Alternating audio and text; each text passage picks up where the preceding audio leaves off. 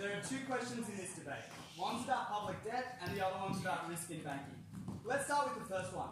For a team that talked a lot about the financial crisis of 2008 to 2009, opening government made the absolute fallacy of assuming that state debt is always safe, an assumption that should have been questioned given the failure of Fannie Mae and Freddie Mac. That assumption should have been disputed. We're not talking about Venezuela at closing opposition, we're talking about Italy 25 years ago, and even if we were talking about Venezuela, Venezuela is exactly the type of country that you create an incentive for consumer banks to invest in, because that's where they can access their higher returns. So if you accept the premise from opening government, which is consumer banks have an appetite for risk that is not matched by their depositors, this creates an incentive to invest in the riskiest types of government debt. Closing government has explained that more people will want to buy government debt, but the problem is that they have not explained why that is a good thing, and this is the true car crash of closing government, is moving from the utterly obvious premise of more people will give debt to governments to the totally contested and controversial argument of that would be a good thing. The status quo is that most countries can access finance. What we explain in our extension is that this removes some of the essential checks and balances that ensure that they access that finance in a safe way. What were those checks and balances? Firstly, the check and balance of due diligence. We said this is a good thing that banks are incentivized to ensure that Algeria can handle more debt before they provide them with more loans. Now Algeria can circumvent that process by forcing its citizens to give those loans to them. Closing government says, well, banks will still engage in that process of due diligence. Maybe they won't give it to Algeria anymore. What we pointed out in our extension is that people have a tendency to be nationalistic in the assets in which they invest. That's why, for example, even though there's no logical reason why most investors from the United Kingdom would invest in the United Kingdom, you would think they would have an interest to diversify, right? In fact, 80% of United Kingdom people's assets are in the United Kingdom because people believe in kind of nationalist rhetoric, but also because they just believe it's easier for them to follow along at home what's going on in their country. So in the majority of cases, this is a means for the state to force people in their own country to invest in their debt, even where that might not be a safe thing for them to do.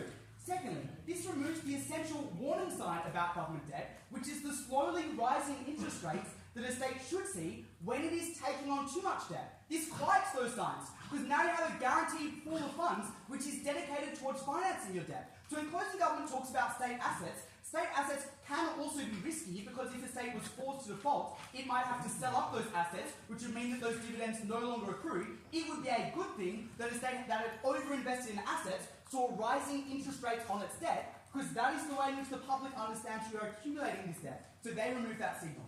What I want to note here is that closing government's response to our extension, which is to say, well, in the worst case scenarios, you guys aren't doing anything either. What is the biggest harm? There are two things to remember about that. One is, we have explained that it is more likely you will get to those cataclysmic scenarios when there are not the checks and balances we need on the accumulation of debt. So even if you accept their case, they've lost on that point, because the crisis scenario gets more likely. Secondly, though, we also explained that this makes the treatment of debt much, much riskier. And this was a crucial part of Imogen's speech that went absolutely unresponded to. Under the status quo, when Russia's debt is downgraded from a AA status to an AB status, investors can respond proportionally by moving some of their money out of Russian debt, which increases interest rates to some extent.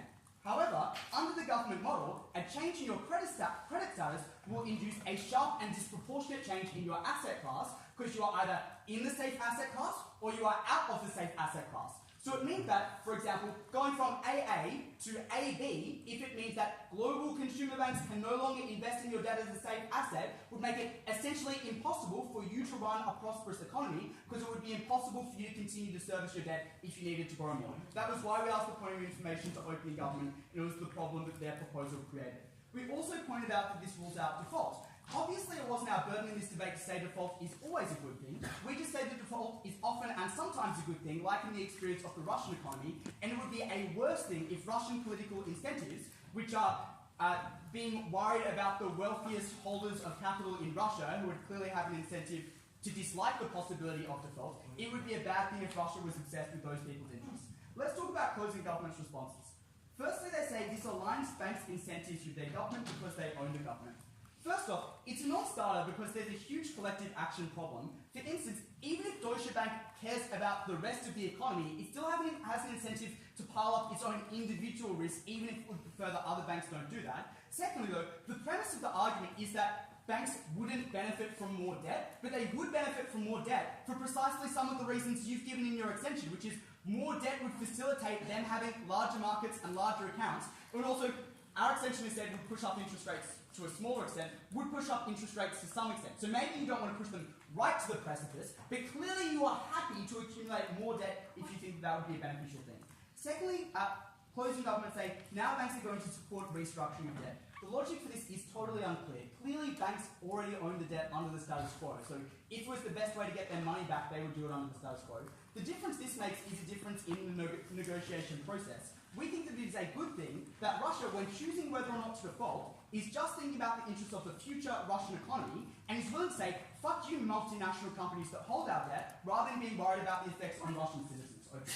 If people are so nationalistic with investments, that is symmetric and you don't get your diversity. But given we've proven that some people and businesses will still invest in equity accounts, we get more diversity because people invest in a multiplicity of governments as well as a multiplicity of businesses. That's absolutely wrong, because there's a huge diversification difference between investing in Greek debt and Greek companies, which is what the point of inflation is ignored. Why is what we've talked about public debt more important? One, it disputes the entire premise of the government bench, which is that this debt is taken in an absolute sense. And second, it creates huge harms for the most vulnerable countries in this debate, which clearly leads to mitigation of open opposition. Secondly, to risk in banking. Let's deal with closing government. The essential problem is that they compared investing in Uber to investing in the UK. You don't just buy Uber, you buy a cross-section in companies. Closing government says investing in Uber is like buying a cross-section. No, because government debt is often totally unrelated to the effectiveness of companies in that country. Like Greece's debt, very bad. Most Greece companies going kind of alright. Opening government says this will restore confidence. Firstly, we think it won't because it's likely this will be risky assets. But second, it's best it's a type of false confidence. And what's crucial in this debate is that there has always been a gap between the problem of opening government, excess risk, and their preferred solution of forcing people to buy government assets. We pointed out in our extension, it would be preferable if people had a balanced portfolio including some government assets, but also purchasing other assets, like, for example, hedging oil stocks while buying Venezuelan debt.